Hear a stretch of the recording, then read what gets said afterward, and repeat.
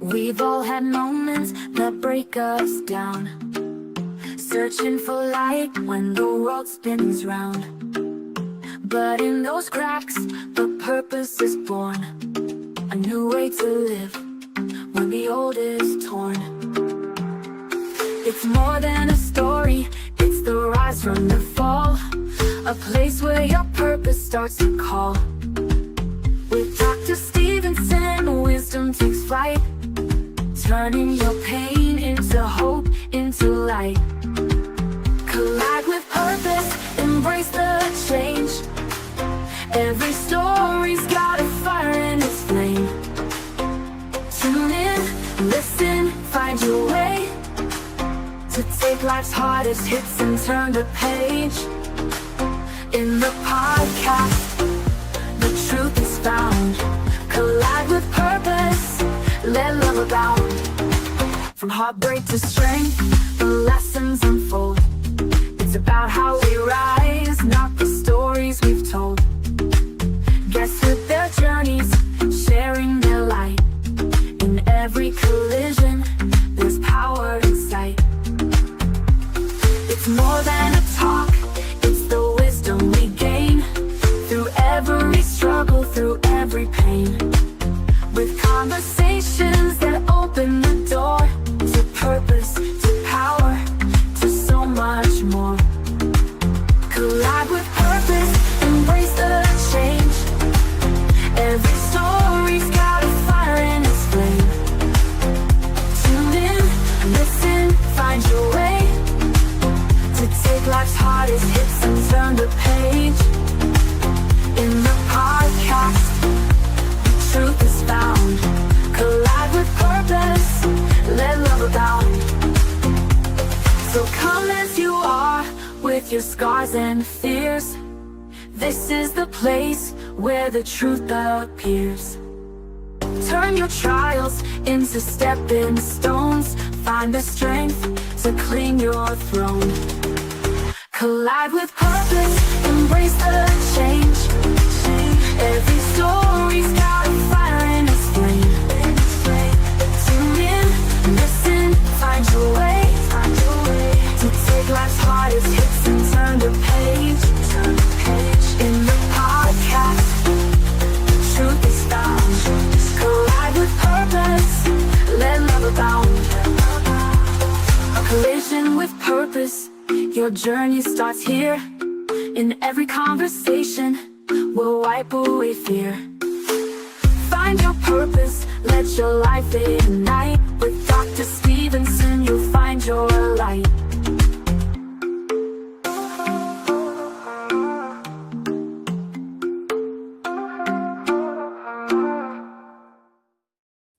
Good morning, good afternoon, good evening, wherever you are. Welcome to Life-Changing Conversations to Inspire Action, where real stories meet real impact. Today, we bring you a voice that refuses to be silenced. A mother, a warrior, a change maker. Elizabeth Sitawa Kisiangani is not just surviving cancer. She is transforming the landscape of how we see cancer in Kenya and other parts of the world. In a society where silence often surrounds the word cancer, Elizabeth stands boldly at the front lines. As the founder of the Elizabeth Sitawa Cancer CBO, she is rewriting the narrative from fear to empowerment, from despair to hope. Her story is not just about illness. It is a story about courage, community, and creating access where there was once only isolation. If you have ever wondered how one person can light the way for many, this conversation is your answer. Get ready to be moved. Get ready to take action. Let us welcome Elizabeth Sitawa Kisiangani to the show. Hi, Elizabeth. How are you? I'm good, Doc. I'm doing well from Kitale, Kenya. Thank you so much for the invite. You're so welcome. You know, you've been on this show numerous times, and I wanted you to come back on so we can let's talk about your journey, continued journey, for you to give us an update. There are many people all over the world who are following you and just watching how you how you position yourself, your resilience, just your whole approach on this journey, right? So, just for those who don't know you, can you just say a little bit about yourself, real brief, real quick? Okay, thank you, Doc. I'm Elizabeth Sitawa Kisiangani. I'm a teacher by profession, and I'm also a mother of two. That is Frederick Kinyanjui and Vanessa Mudhoni. And I'm also a cancer fighter.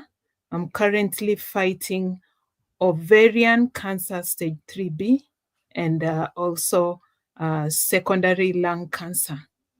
Thank you, Doc. Thank you for sharing that, Elizabeth. And you're in Kenya right now. You're in close to Kitale in the western Yes. region of Kenya. So Yes. it's so good to have you on the show today. What time is it in Kenya right now? It's 11 minutes past 7 p.m. So it's late evening, going into Sure. the night, right? Sure. So Elizabeth, as you sit with me today, what does survival mean to you? And I'm not just talking about medically, but there's an emotional and spiritual component. So that's what I would like you to talk about. Okay. So survival, according to me, talks about reclaiming my purpose. Talks about reclaiming my purpose, rediscovering myself, taking a moment and rediscovering myself. It is not just about beating cancer, not at all.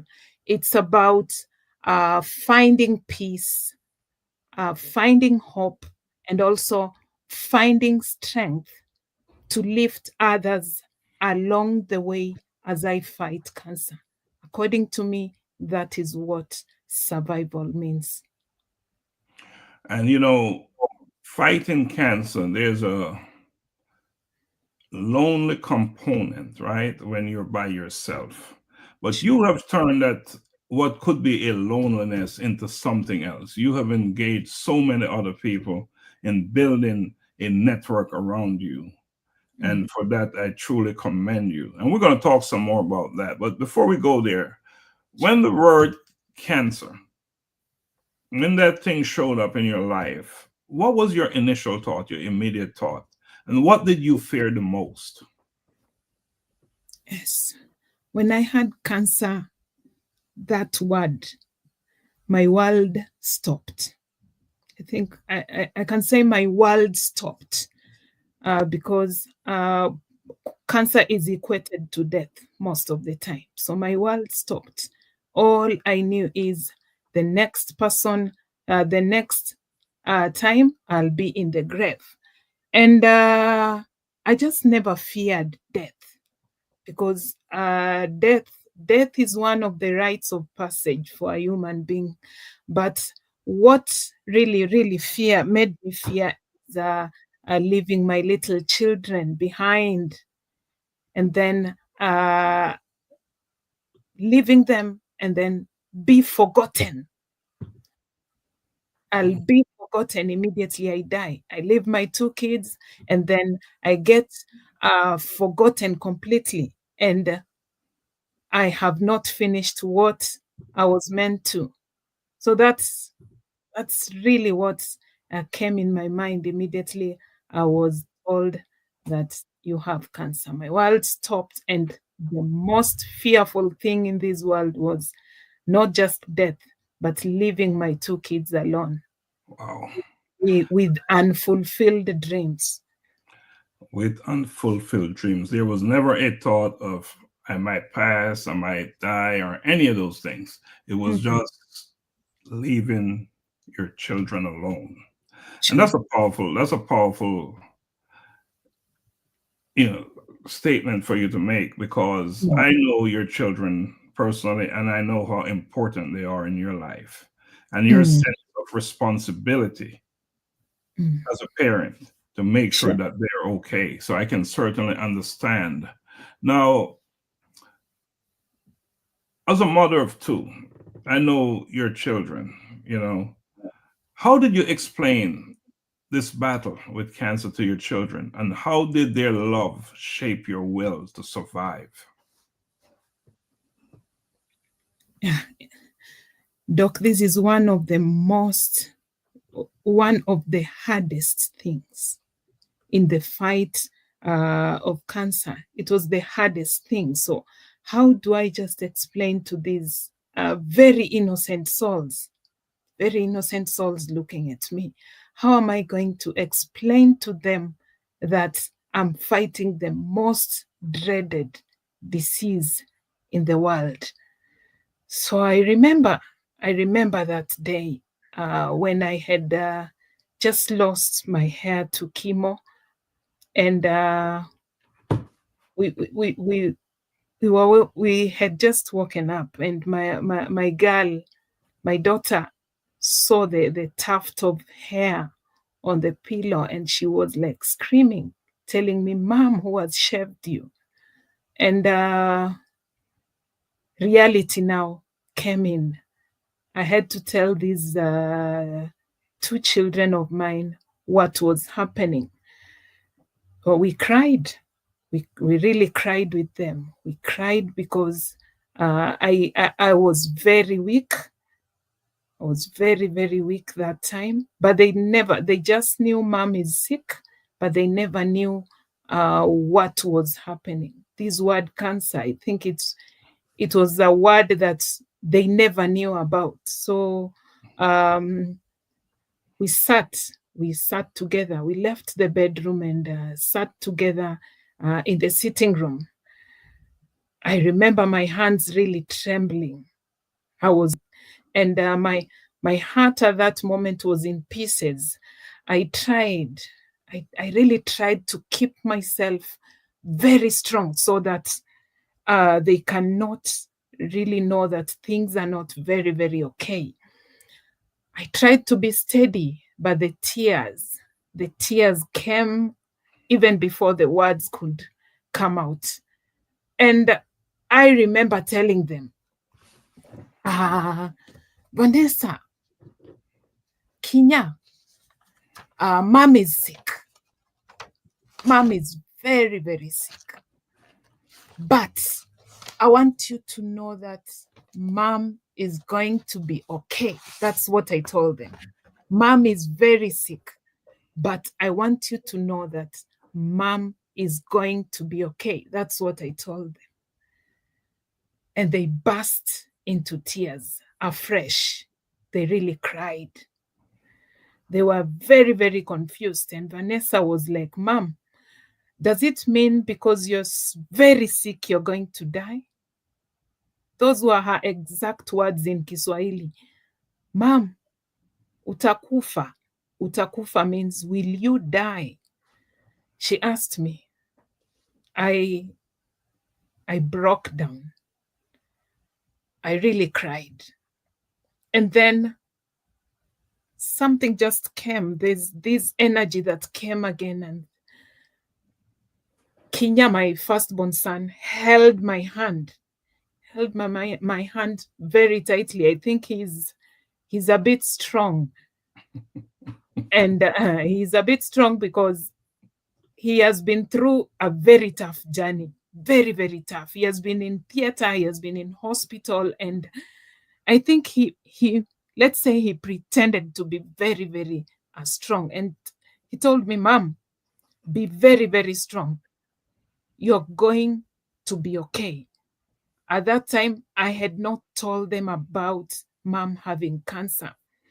So we sat, the three of us, and then I was able now to tell them that I am fighting cancer. I told them this hair came out because mom has started treatment, and that treatment will take away some things from my body. I explained to them what was going to happen. Now, at that moment, I had not even taken them to a professional who was going to talk to them. Not at all. I wanted it to come out of my mouth first, and then they do it the other way. So I talked to them and I told them what they were going to experience as I fought cancer. And actually, Doc, their love, the love my children showed me and gave me was and became my medicine. Every day, they would come when they're at home. They would come and just give me a hug. Now that hug just became my daily dose of strength. So Became like, your children, they are actually attending boarding school. yeah, Recently, they came home. they were at And home. they spent some time with you. What was the Mhm. experience like just having them there with you? And how did they manage it, knowing your situation with cancer? What was that whole experience like? It was not a good experience, Doc. And anytime I talk about it, I get very, very emotional because the children really cried because I could not do anything for myself. After chemo, those side effects, mom could not even go to the kitchen to cook for them. We had to look for somebody to help out. So it wasn't a good experience with them. And after knowing that mom is fighting cancer, I think they started with this Google thing. So every time you could find, I would even get my phone and my son would have dialed, uh, does a person having cancer die? Such Mhm. things, they and these the revelations of Google, they'll definitely talk about dying. And one time he came asking me, Mom, you have cancer stage? And I was shocked. How come my son is asking for the stage of cancer? And most people ask, which stage are you? Because they always equate stage 3 and 4 as a person who is going to die most of the time. Stage 4, you are dead. So he asked me, which stage are you, mom? And I think he went back to Google and did the search. And then I told him, it's not about the stage. Mom is going to be okay. So anytime I felt like giving up, Doc, those days when chemo was too cruel for me, and anytime I just had them maybe laughing and doing what and what, uh, every time I heard of that, I just got renewed strength because they were there. And I told myself that I'm really going to fight it because if I give up, my kids are going to be school dropouts. I'll not have time for them during their birthdays. I'll not be there when we just have those bedtime prayers with them and then share those laughter. And I was fighting. I just fought and I'm still fighting to see them grow, to hold their hands throughout their lives. And that's what is really keeping me and also keeping them. So they are my source of strength. They are my medicine and they are my doses of strength every time. Elizabeth, my personal observation, and I'm sure it's the observation of many, you you've turned your private struggle with cancer into a public mission. Mm. What was the moment you realized your story? What was the moment you realized your story was bigger than you, your journey? Yeah. So, Doc, there's one time after there's a time I was in the hospital. So when I was in the hospital, I had a certain lady, a stranger, but being at the the oncology department in the hospital definitely means that is a cancer place. So we're in Eldoret, and I was with this lady made this moment very, very unforgettable. So one of these hospital visits, I'm seated waiting for my turn, and then I wrapped my head completely, because at that time I was not very confident with myself walking baldly. So this lady comes to me, and then she looks at me and tells me, "You look like somebody I can talk to. You seem to really understand what somebody is going through." And she cried. She was also fighting cancer, and she was fighting breast cancer. She cried. She looked at me and cried. And then she let out her emotions because she was already into treatment. This one particular lady, I actually lost her, but she's still always in my mind. Um, we talked. I like creating friendship every time. So she talked to me and told me how the family has neglected her, and how the family told her that cancer is just a curse. Don't tell anybody about it. So she was emotional, and I was very shocked. And that was the moment, Doc. Mm. That was that moment I realized that this cancer fight wasn't just about my survival. It was about breaking the silence. Mm. Let's talk about the silence and the stigma. That silent killer, the stigma. Mm, In your country, Kenya, silence mm, often surrounds cancer, right? sure. Why do you believe people are so afraid of the label that they have this disease? Yeah, people are afraid because cancer is seen as a death sentence, and a shameful one. Because when you are fighting cancer, doc, and you're going through that treatment will roast you. You will change, you'll be dark. Your nails, your whole body, the complexion. Just imagine looking at a burnt log. That is the type of treatment that somebody will go through. So people view cancer as a death sentence, and this death sentence is usually a very shameful death sentence. And the word itself, this word cancer, is just whispered like a curse. So that's why uh, cancer is surrounded by silence. From a personal standpoint, Mm, and you talk about shame. mm. Have you personally felt ashamed of your diagnosis? And again, not because of the illness, but because of how you perceive they would respond to you. Yes, doc. Quite a number of people avoided me, and some even said I was bewitched.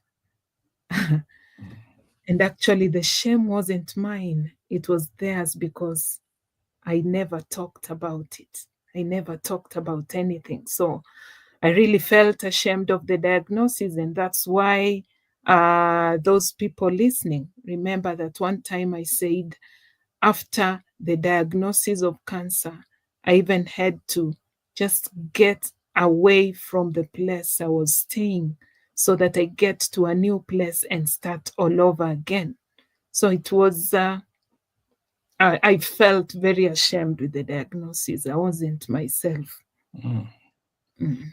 And just for our audience listening right now, and anyone who will listen to the replay, we're having this conversation about your story, your struggle, your Mm. fight with cancer, because we want to create awareness. We want to put it out there. We want more people to understand what a person, fighting cancer, what they actually go through on a daily basis.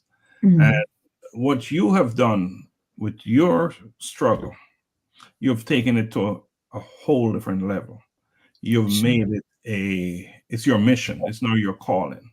It's not your calling. So as we continue our conversation, what are some of the most dangerous myths out there about cancer in your particular community? And how have those beliefs cost lives, resulted in people dying? Because for whatever reason, I know in some instances it's likely that because of the feeling of shame, people will keep it silent, stay silent with the disease and not seek treatment. What have you noticed? Yes, Doc. First of all, the most common one is people always think that cancer is a death sentence. Yeah, cancer is a death sentence. So once somebody goes for the cancer and somebody goes to the hospital and is diagnosed with cancer, all they know is death.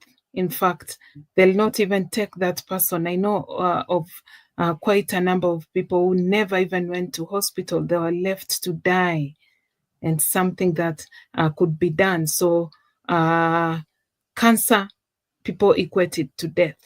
And then that's why they die. But they should know that cancer is treatable. I'm here, a living testimony. I'm fighting 2 years into the treatment after I was given only 4 months to survive. And I'm here 2 years, third year into it. And also, many people believe that cancer is contagious. They think it's that one, like you just cough and you get it, like TB and the sort. So because people think that cancer is contagious, they'll run away from this person affected, and therefore it will cause stigma because of the isolation. And after the isolation, the mental issues will crop up. And cancer with stress and the mental issues, there'll be no community support. Nobody is going to support this person, so the person will definitely succumb because the person lacked support, there was stigma and so on. And then also another myth is they'll always say that once you go for a surgery, you will never be okay. So people will even avoid going for surgery. They believe that surgery spreads. The surgery spreads the disease, which is not true. When you have a tumor somewhere, and then you're supposed to go to the theater, do it, and then get on treatment. You'll be okay. So surgery is one of the key parts of cancer treatment. So this fear of surgery has really cost lives of so many cancer fighters. Talk to me about what you eat and what you don't eat. How important is that?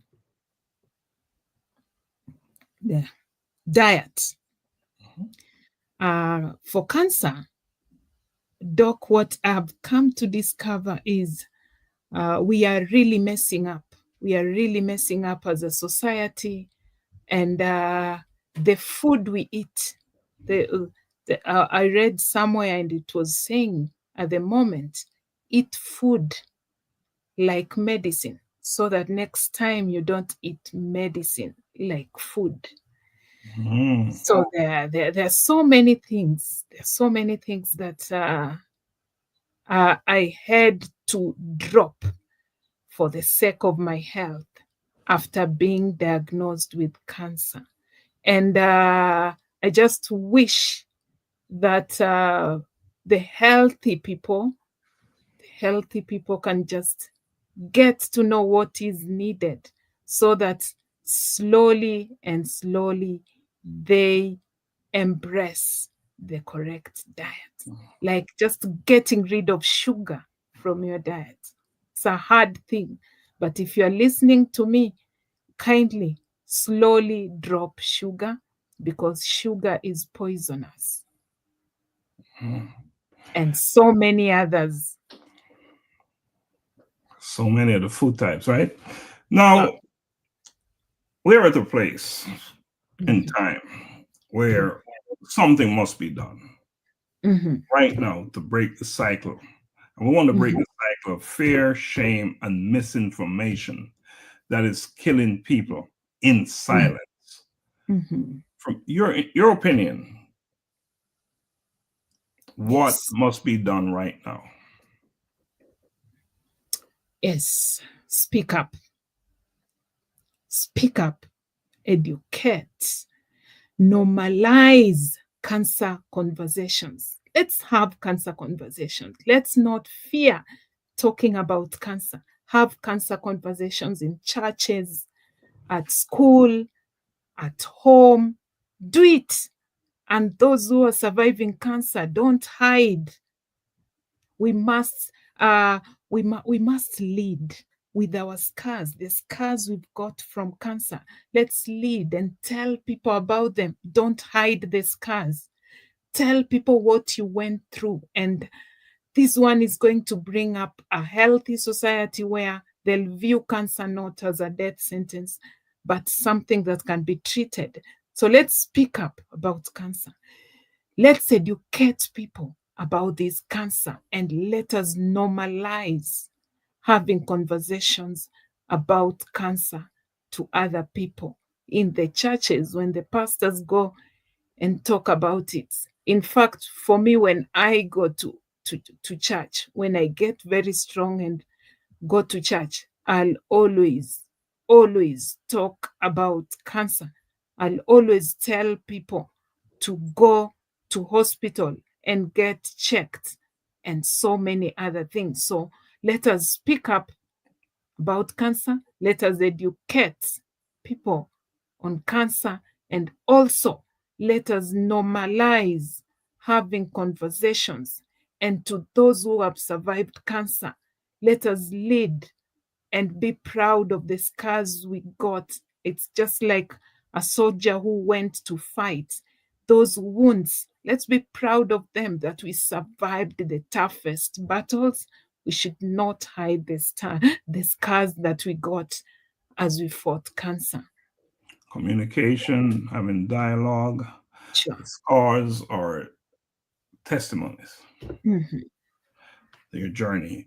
Before we go on a break, let's acknowledge some of the folks who are watching us today. We have Lisa. Thank you, Lisa, for joining us. And Lisa said that she will continue to pray for you and your family. We have Jacob. He's coming in from Ghana.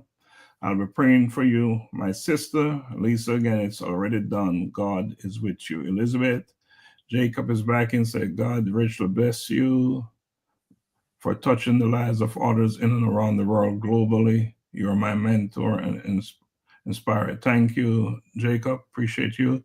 We have media trainings saying inspiring conversation. And Jacob also said, the Lord says, I should tell you that have faith and be still in your faith, Sister Elizabeth. And he has your struggles and you're not going to die. We know that. Thank you, Jacob. His healing grace is upon you in Jesus' name. Amen. Ruth from Kenya tuned in. So we all thank you for joining us. We're going to take a quick break. You're watching Life-Changing Conversations, Inspire Action. Today, my guest is none other than the celebrity Elizabeth Sitawa Kisiangani. So now let us take a quick break and we'll come back on. For everyone searching, wondering why you're here, it's time to rise. Time to find purpose. This is daily insights unveiled. Your odyssey to find purpose. I used to wake up feeling lost in the crowd. So much noise, but my soul wasn't loud. Then I opened a book that changed my sight. Showed me how to walk in purpose and light.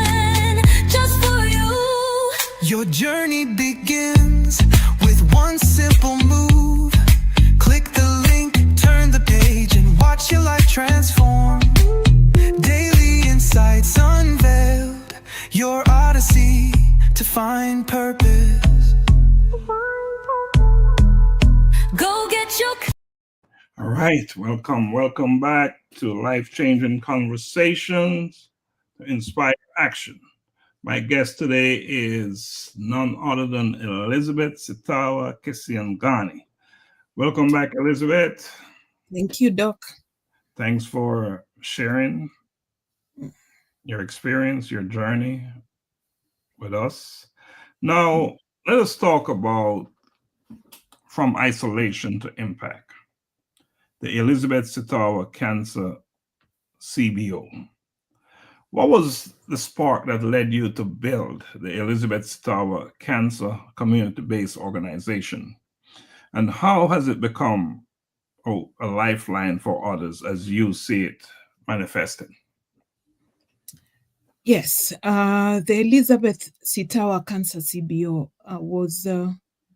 was formed not long ago, and this is what really came in my mind. I remember talking to you, Doc, about it one time when we had a conversation, and I was telling you my wish is maybe I don't have money, but there's always that moment when you can just talk to somebody and you would have created a very big impact in this person's life. I talk about this cancer CBO, and I was looking at it and I said to myself, I don't want others to walk this lonely journey like I did. The journey was very lonely because before I just found my purpose, and I didn't want people to walk this journey in a lonely way, just the way I was, and that's why we came up with this CBO. The pain really pushed me to build something that is bigger than myself. I wanted something big, something that people will associate with healing, that people will have their hopes back after the fight or in the fight. That's why the CBO came into being.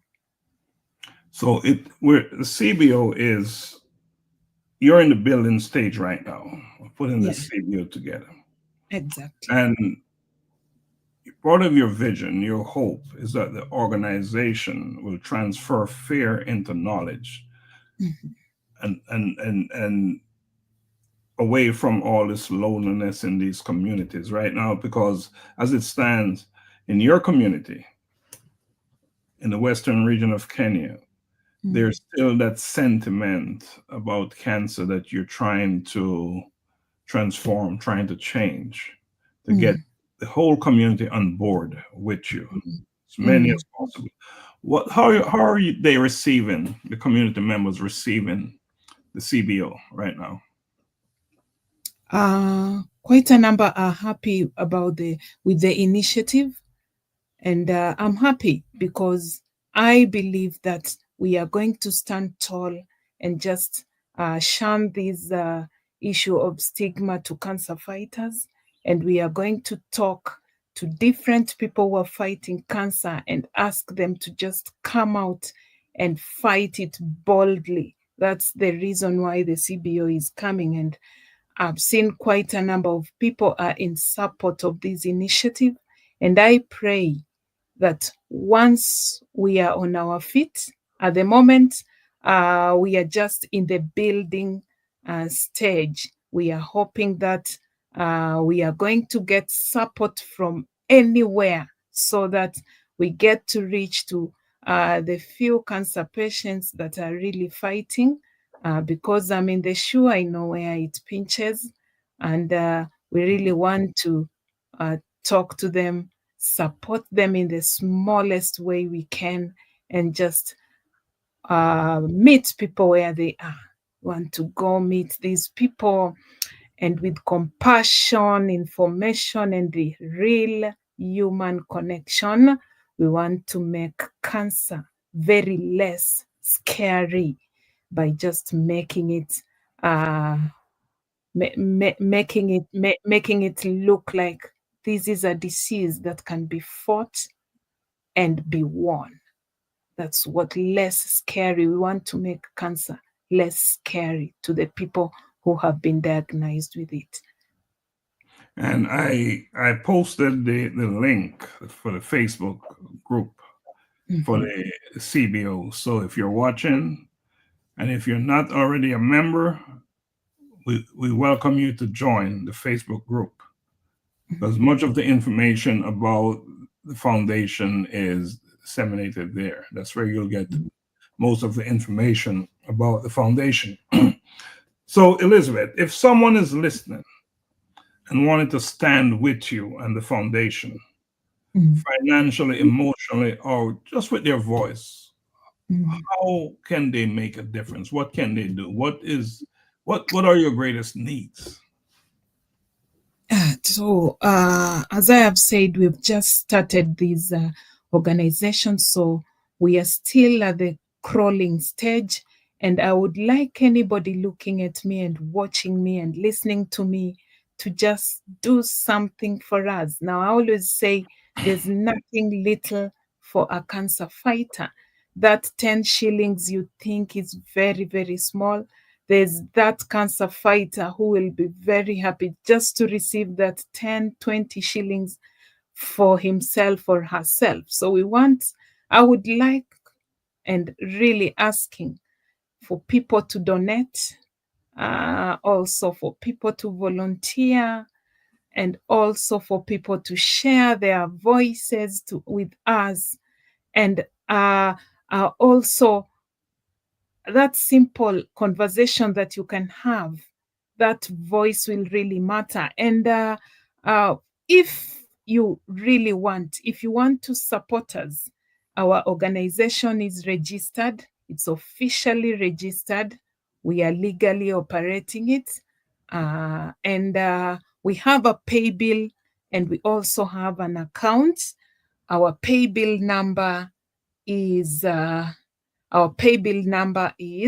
business number is 400 200.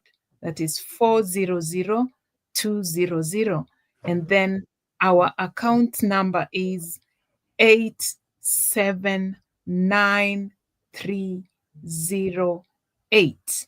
Our pay bill number is 400 200. And then our account number is 87938. And also, and that one will always read the Elizabeth Sitawa Cancer CBO. And also we have a bank account. The bank account is Cooperative Bank Kitale, and our account number is 011-012-886-001. Let me repeat it. Cooperative Bank Kitale, 011-012-886-001.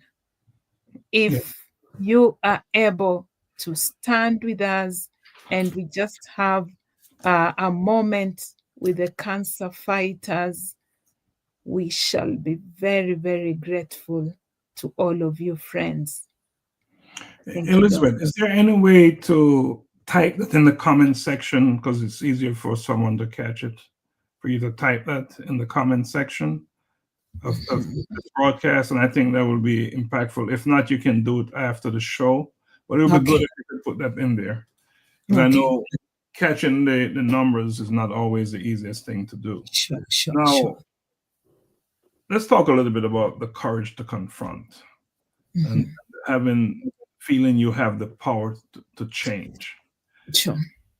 What will you say to a woman right now sitting in a village somewhere in Kenya, anywhere in the world for that matter, who's afraid to speak up about the lump she found. Yeah, and anytime you find a lump somewhere in your body, don't take it for granted, rush to the hospital. So that person there who is afraid to speak about that lump in the body, you speak. Don't be afraid. Speak about it before it's too late. That lump in the body would just be whispering to you, and don't let it become a scream. Don't let it become a scream that no one is going to hear. Rush to the hospital or speak it out to somebody who is going to guide you on what to do. Never take any lump in your body for granted. Don't even ask anywhere. Just rush to the hospital and know why the lump is there, because it's never a good thing. It's never a good thing. So speak out. Just speak. Speak it. If you don't have a bus fare, look for it, or run to the hospital. Run, especially to public hospitals, things like the pap smear, there are some cancer associated tests that are free of charge, especially in the public hospitals in Kenya. So always trust your instincts. When you feel a lump or when you're not just feeling well, don't go for over-the-counter drugs. Just get to the hospital and then the doctor will know what to do. Don't keep quiet. Even if silence is golden, at times this silence can be mad. Silence is dangerous, right? Yeah, Gotta speak up. sure. I think we have established how important it is to speak, Mm. to have Mm. conversation, Mm. and just get rid of this silence, this notion of being silent, of being ashamed, Mm. feeling as if a diagnosis of cancer is a death sentence. Sure. And it certainly is not. Mm. Now, Elizabeth, I want you to make a bold statement, the boldest message that you can send to healthcare officials, leaders, policymakers, and media outlets in your country and across the world.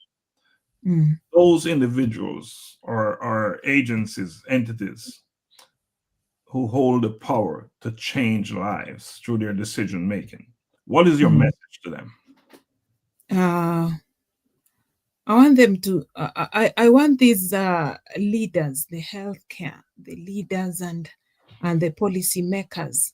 I want them to use their platforms, not just to talk about tragedies every time. Talk about these. They're very irritating. Don't just tell us about tragedies in Kenya. No. Educate people. Use your platforms to educate people, to talk to people about cancer, to use those platforms to help the people fighting cancer. Talk to them. Type good things. Don't just tell us this and this has happened and bad things. Let it not just be politics every time, politics. Yet people are dying. People are dying in our hospitals because we just lack a simple painkiller like morphine not around, tramadol not around.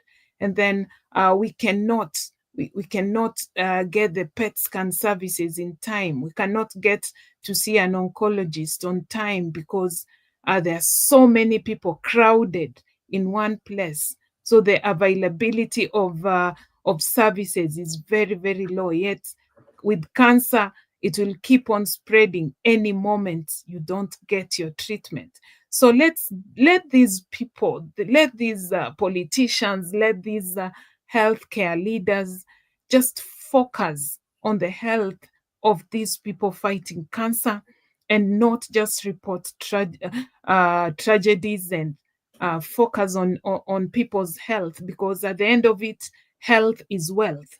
And then also they are supposed to stop the silence. They are supposed to stop the silence. they can be silent. They can fight cancer silently because they have money. But what about us in the grassroots? We have to beg.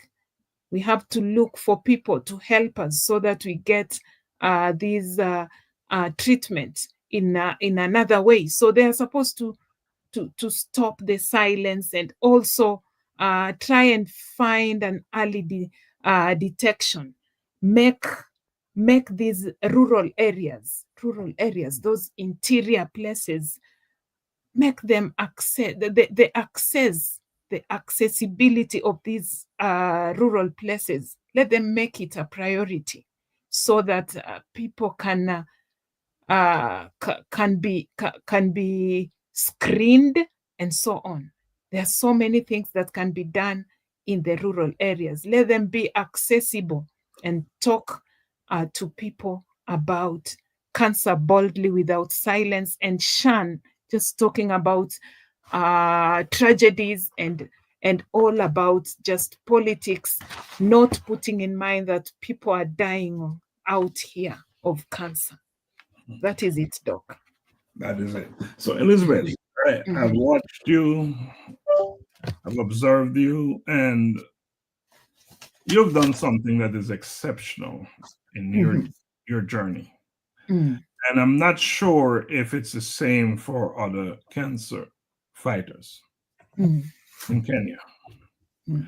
You've been able to build a community of support, a network, a very effective one. Sure. You're certainly not walking alone. And you have done this exceptionally well. You have built a network, a support system to walk, stand with you. You know, you see it on social media. It's not just virtual on social media. It's happening in real life. You receive a number of visitors. As I would venture to guess that you would receive as many as you would like. You must. I guess the only time you're not receiving visitors is when you say you need some personal time.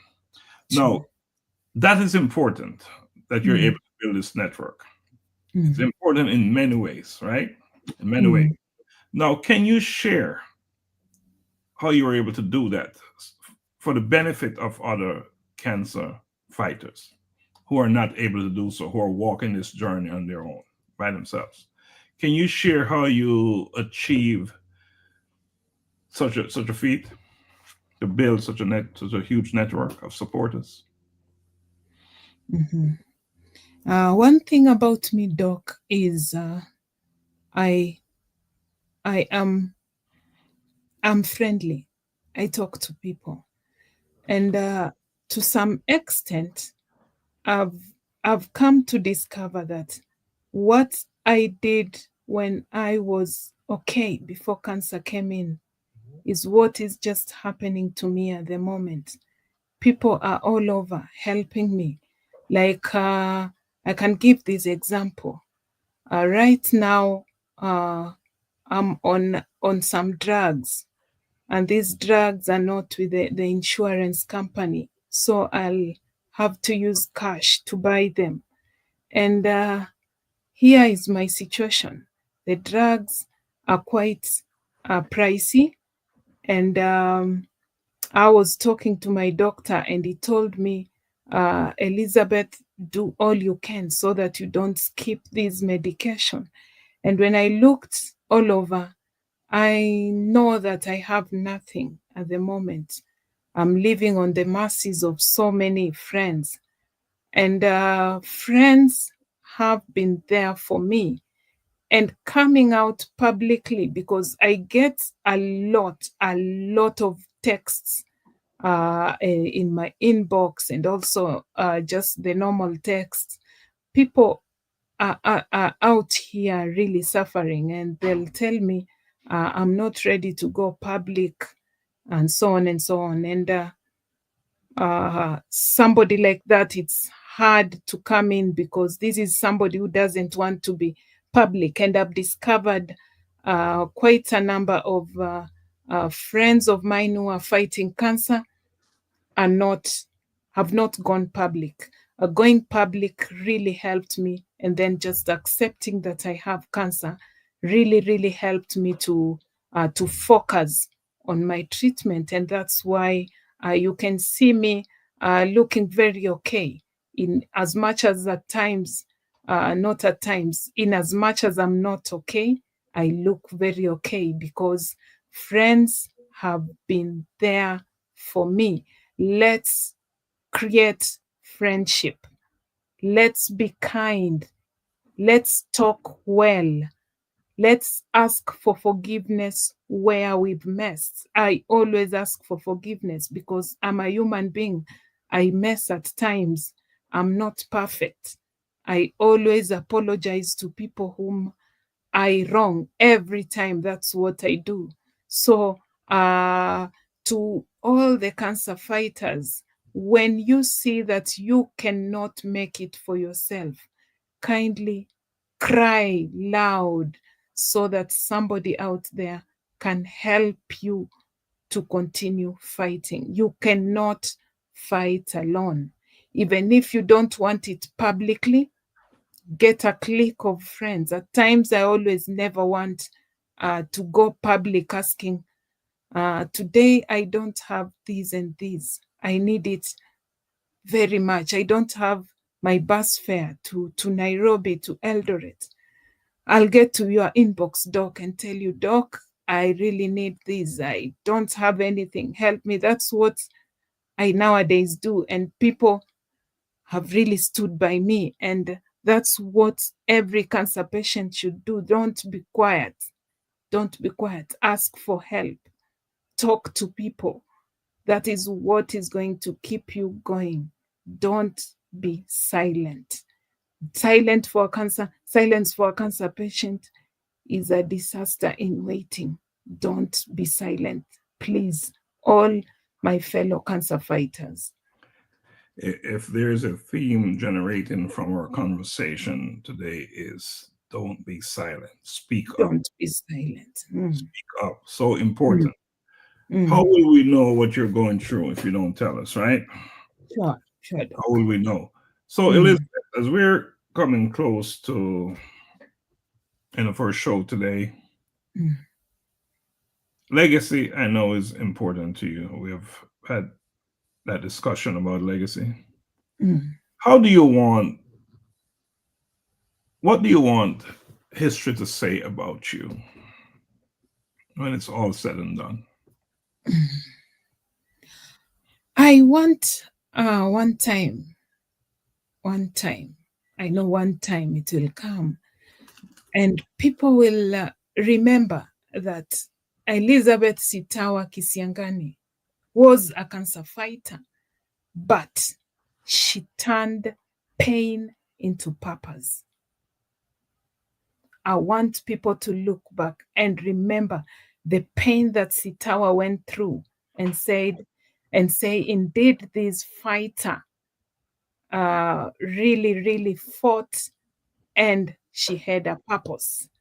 And that Sitawa didn't just fight cancer. Sitawa helped Kenya to fight fear. That's what I want out there. Sitawa helped Kenya, helped the world to fight fear and to know that cancer is not a death sentence. Oh.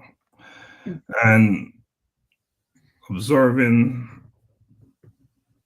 your journey, your walk, you're doing exactly that. So you're certainly on target. Now, as we close, Elizabeth, do you have any final thoughts? Anything else you want to add? Message you want to send to someone? Anything? Yes, Doc. Finally, for me, I'll always say thank you. Thank you to all of you, watching me, who are going to watch me, those who will not watch in absentia. I'm saying thank you. Thank you so much for being there for me were it not for you, were it not for God talking to you so that you come through for Elizabeth, things would not be the way they are. Thank you so much, Kenya. Thank you so much, the whole world, for taking care of Elizabeth and her children as she fights cancer. Thank you, thank you, thank you, and thank you again. Thank you so much, the A Collision with Purpose Foundation, for taking my children and giving them scholarship so that they can never miss school. Thank you so much, Dr. Laxley. Thank you so much, Dr. Donna. And thank you so much, the A Collision with Purpose, for standing in with my children. Thank you so much, Juliana Kitenge. You are an amazing woman. You took the responsibility of paying my rent. It's a year plus, and you've never, never, never been tired of doing it for me. Thank you so much, a good friend of mine called Shilaho. Shilaho told me he's going to be paying the house girl, will be doing 1-2 for me. That's what he is doing up to this moment. And thank you so much, friends. I cannot even mention all of them. I can't. Those who make posts for me, Divina, and all the others. There's another one called the Injector. Those, there are so many of them who do daily posts for me so that I can get help. And I also do it for myself. And I also want to thank those who pray for me. I'm sure the whole world is praying for me. I'm very, very grateful to friends of Dr. Laxley, especially the Jamaican team. Everybody talks about it. Elizabeth, you've given me a lot of friends from Jamaica and the US who really want to see me doing well. I'm looking forward to meeting some of you. And lastly, I want to thank myself for never giving up. Elizabeth, you are a strong woman, and we know that you are going to beat cancer. Be strong, Elizabeth, and we are still thanking you for being very, very strong. Thank you, and may God bless you.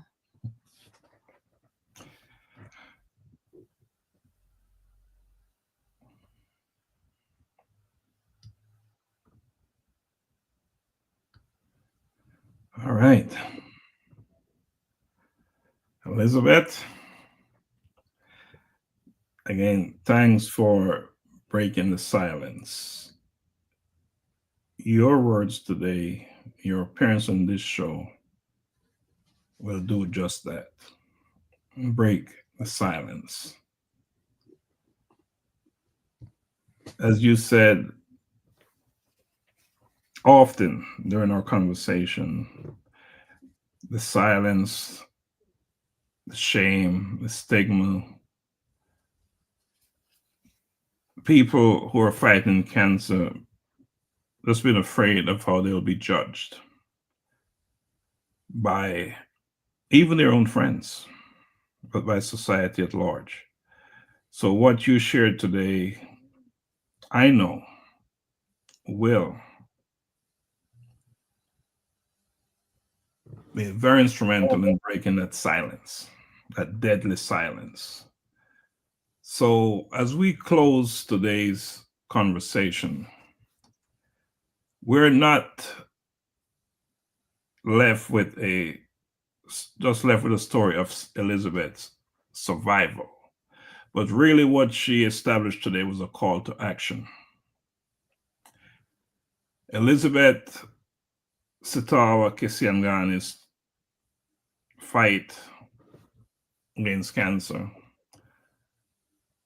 is not just a story. As I said, it's a call to action. Elizabeth is a mother, a leader, a voice that refuses to be silenced. And especially in a country where stigma and misinformation too often steal lives, Elizabeth stands boldly declaring that cancer is not a curse and silence is not protection. And those are her words. Her journey reminds us that healing isn't just found in hospitals. Healing is found in community, in courageous conversations, and in truth. It is in women who choose to rise, speak, and lead others into the light. To every listener today, I want to say, let us not turn away. Let us amplify voices like Elizabeth's. Let us blast her words out there. Let us support the work of the Elizabeth Sitawa cancer community-based organization. Let us be the generation that breaks the silence for good. Because in the long run, the fight against cancer awareness saves lives. And it's through that level of hope that we can heal a nation of people who are suffering from cancer. So until next time, stay informed, stay bold, and never underestimate the power of one voice to change everything in this world. Thanks again for watching Life-Changing Conversations, Inspire Action. My guest today was none other than Elizabeth Sitawa Kisiangani, the brave one. Thanks, Elizabeth. Thanks for joining. And thanks everyone out there for watching. And we ask that you share, share, share. We are out. Thank you. For everyone searching, wondering why you're here, it's time to rise. Time to find purpose. This is daily insights unveiled. Your odyssey to find purpose. I used to wake up feeling lost in the crowd. So much noise, but my soul wasn't loud. Then I opened a book that changed my sight. Showed me how to walk in purpose and light.